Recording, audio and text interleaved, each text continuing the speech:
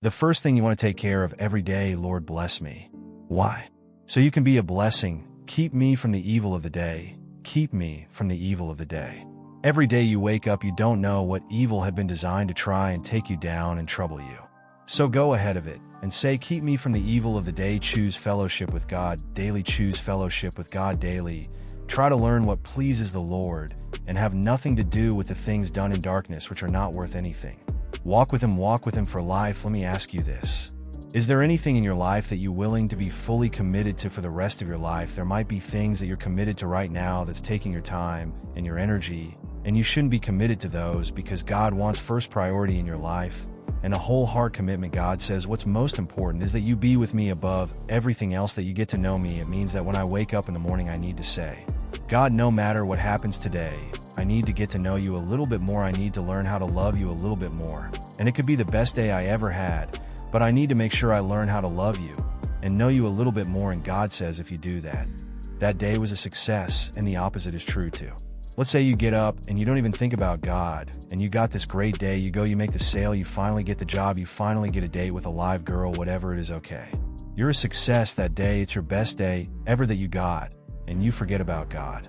God says that day was a waste, it was a failure, because you forgot me. What's most important is that you get to know the Lord, get to know Him, and it's a mistake that you and I make all the time in our lives where we don't think about inviting God into our daily experiences. We think, God, I've got this, I got my dating, don't worry about my dating, I've got it, God, I know what I'm doing. God, don't worry about my work, I'm good, God. Don't worry about my work, don't worry about my dreams, God. Don't touch my dreams. Don't worry about them, I got them. And we totally rule out God. Am I going to put my faith in my own wisdom, in my own power, my own resources? Or am I going to trust God? Am I going to let God do the battle for me and trust His power and His provision in my life? And the fact is that when we make that choice, we need to know that God wants to do battle for us. God wants to go before us in battle. He wants to go with you in battle. He wants to help you in your troubles and the problems that you have. So whatever trouble you're in, whatever battle you're in right now, seek the Lord, seek His power. He wants to give it to you. Prayer is a weapon of our faith. It is one of the greatest weapons of our faith. It should be our first response and not our last resort. When we go through times of trouble, call out to God and rely on Him. God wants you to know that He wants you to experience the fullness of His presence in your life, not just every day of your life, but every moment of your life. You can experience His presence. If you want it, you can tap into it.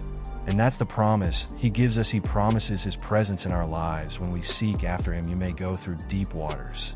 You will go through deep waters in your life, but you will not drown. You will go through storms in life, and God will get you through those storms. And when you go to battle, you need to know that God wants to be there with you and protect you, and you will not be destroyed. One of the greatest truths of the Bible is if God is for us, who can be against us? Here's Jesus' invitation to you. Here's what He said in Matthew 11. Jesus said, come to me, that's the seeking part.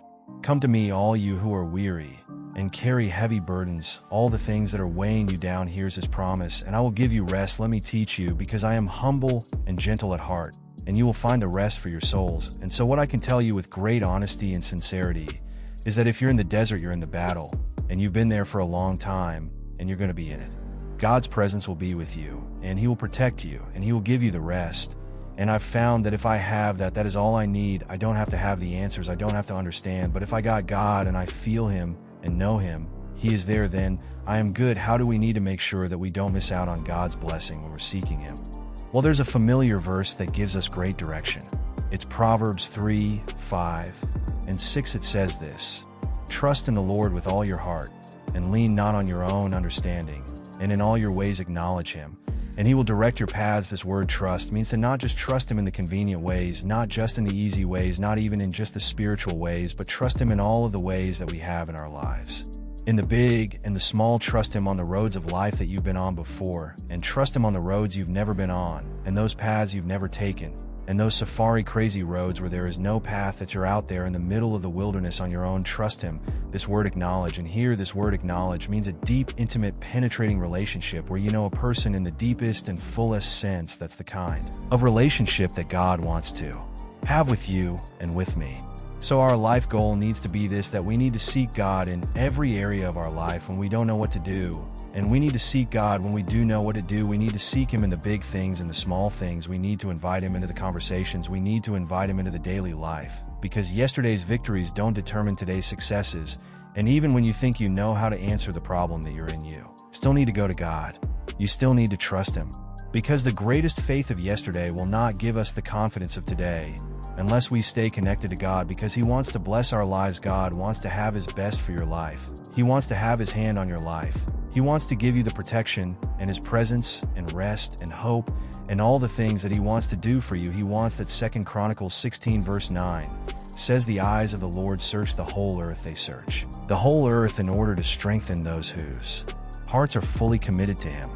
This verse that God is searching, He is looking, He is seeking the entire earth for somebody, for a people, for a person, for a church that's willing to be fully committed to Him so that He can bless them and have His hand on them and give you and give me His best. He is seeking after you. God wants us to seek Him, but He is seeking us because He loves us and He wants to give you His best. We need to do our responsibility and then cast our care. You do what you can do about the things in your life that you can do something about. And then when you cannot do anything about it, you cast it on God and you trust Him.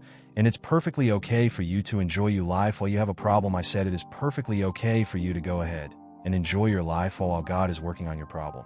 It's not that nothing happening, it's just that you're not the one that's making something happen. So whatever you got going on in your life tonight, don't waste one more day in excessive sadness and grief and depression and discouragement, because you can't do anything about it. And Jesus paid for you to be able to enjoy your life, to have it in abundance to the full until it overflows. So we are totally wasting what God gives us if we waste our days in sadness and mourning. Learn how to focus on good things. Everybody here has got something they could be upset about if they choose to.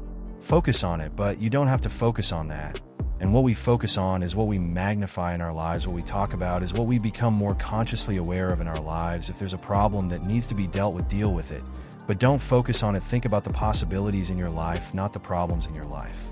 Hebrews 12 verse 2, very simple, says, "Looking away from all that will distract unto Jesus, who is the author and the finisher of our faith." Learn how to celebrate the good instead of grieving excessively over the bad things in life. No matter where you started in life, you can have a good finish. It doesn't really matter where you began. You have got a good finish coming. Let's have a shift in our thinking. Let's have a shift in what we're focusing on. Surely you can find something in your life to focus on that's worth celebrating.